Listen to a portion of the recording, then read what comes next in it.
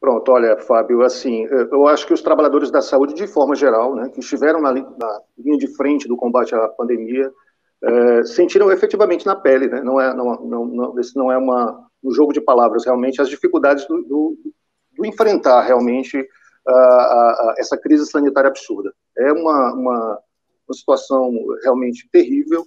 Os trabalhadores sentiram desde o início, seja pela falta de EPIs, ou seja, de equipamento de proteção individual, que não foi oferecido na condição, na quantidade e na qualidade necessária, ainda estão sofrendo nesse instante essa situação.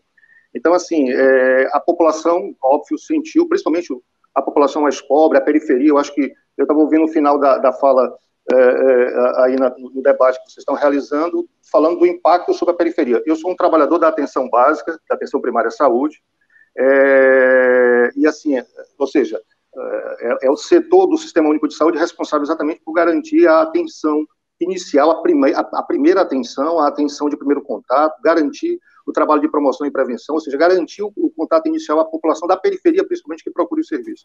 E aí, realmente, onde nós sentimos, na periferia das grandes cidades. Aconteceu um processo de interiorização da epidemia, mas é na periferia da grande cidade que continua morrendo a maioria da população. Então, assim, o impacto sobre a população mais pobre, sobre as negras e negros, enfim, sobre as zonas periféricas, empobrecidas, pauperizadas das grandes cidades, é onde se sente efetivamente os casos de morte. Você tem mais de 107 mil mortes em números oficiais, que a gente entende que ainda há uma subnotificação em relação a esse número, mas, assim, o impacto sobre essa parte da sociedade foi muito grande. E os trabalhadores da saúde sentiram os efeitos disso, né? Consequência direta muito clara desses elementos que você está colocando. Tem outros elementos, mas esses elementos são fundamentais. Ou há uma responsabilidade clara pelas mortes do Ministério da Saúde, do governo federal, do governo Bolsonaro em relação a isso. Isso aí está muito claro. Mesmo as pesquisas de opinião, por exemplo, apresentando aí um cenário diferente por motivos outros, mas a responsabilidade clara pela falta de coordenação do Ministério da Saúde, mas não só isso. O fato de que o Ministério da Saúde adotou uma política de liberação dos recursos a conta-gotas, de forma a dificultar o trabalho dos estados e municípios em relação à gestão desses recursos para o atendimento à população, isso também está muito claro. Nós que estamos lá no Conselho Nacional de Saúde, nós estamos fazendo desde o início o levantamento. Uma das comissões que a gente tem lá é a Comissão de Orçamento e Finanças, exatamente para ter um dos objetivos. Nós nos voltamos para acompanhar o processo de liberação dos recursos, de uso dos recursos por parte do Ministério da Saúde, e nós já há várias semanas vemos denunciando. Primeiro, o problema do fluxo dos recursos. Estados e municípios estão enfrentando problemas em relação ao recebimento dos recursos para o enfrentamento da Covid. Além disso, né, existe todo o problema da falta de coordenação, como eu falei. Ou seja, na verdade, o centro, eu acho que o elemento principal, eu queria fechar dizendo isso, eu acho que o elemento principal, olhando para essa pandemia, a partir do ponto de vista dos trabalhadores da saúde, é que, primeiro, houve uma política deliberada de abandono efetivo das pessoas, dos trabalhadores da saúde, mas das pessoas em específico em relação ao enfrentamento da pandemia. Isso pode ser expresso pela forma de financiamento e de gestão dos recursos, por exemplo. Ok, quem pergunta? Cláudio, você acha então que se trata de uma política deliberada da parte do governo de não tratar devidamente os profissionais da saúde? Aliás, eu também queria uma palavra sua sobre o relatório do Tribunal de Contas da União. Eu só tenho até julho, né? Mas, bom, nós estamos em agosto, meio de agosto. O relatório do Tribunal de Contas da União afirmando que o Ministério da Saúde gastou 29% do dinheiro que recebeu para ações de combate ao coronavírus. A análise abrange os gastos da pasta desde março, quando o governo decretou, então, o estado de calamidade pública, até o mês de julho. Então, você considera que tanto o repasse a conta-gotas aos governos e municípios, quanto esse desprezo aos trabalhadores da área da saúde, são decisões deliberadas da parte do Ministério da Saúde, ou, em outras palavras, da parte do capitão Bolsonaro? Ô, Milton, perfeito. Olha, esse dado do Tribunal de Contas da União é como você colocou, na verdade, quando ele saiu, nós do Conselho Nacional de Estado já tínhamos, inclusive, dados mais atualizados em relação ao que o Tribunal de Contas da União colocava.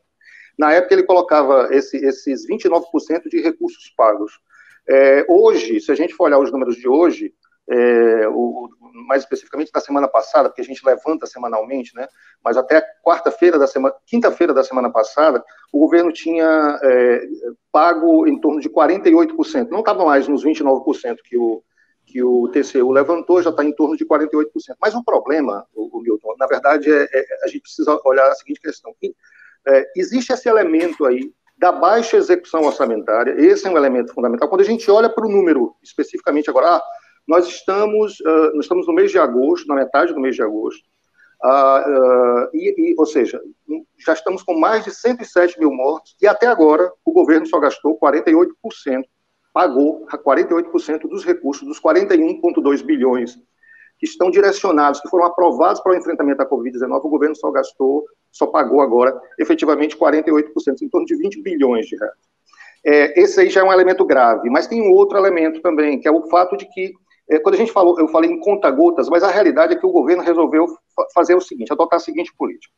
Vou dar um exemplo para você, Milton, que é interessante. Olha, de 7 de abril, que foi quando nós começamos a acompanhar a liberação de recursos, até o dia 1º de julho, ou seja, quase 90 dias aí, em torno de 90 dias, o governo tinha liberado 13 bilhões e meio, empenhado, na verdade eu nem pago, empenhado 13 bilhões e meio. Ou seja, você teve 90 dias para o governo liberar de um total de recursos de quase 40 bilhões, ele era 39 bilhões até 1º de julho, aumentou 2 bilhões por conta do recurso que foi aprovado agora, essa semana passada, voltado para a questão da produção e distribuição da vacina de Oxford, que inclusive o Bolsonaro fez uma propaganda em relação a essa história do gasto de 2 bilhões aí com a vacina. Enfim, então, 1º de julho você tinha uma dotação de em torno de 40 bilhões, e o governo só tinha empenhado 13 bilhões e meio.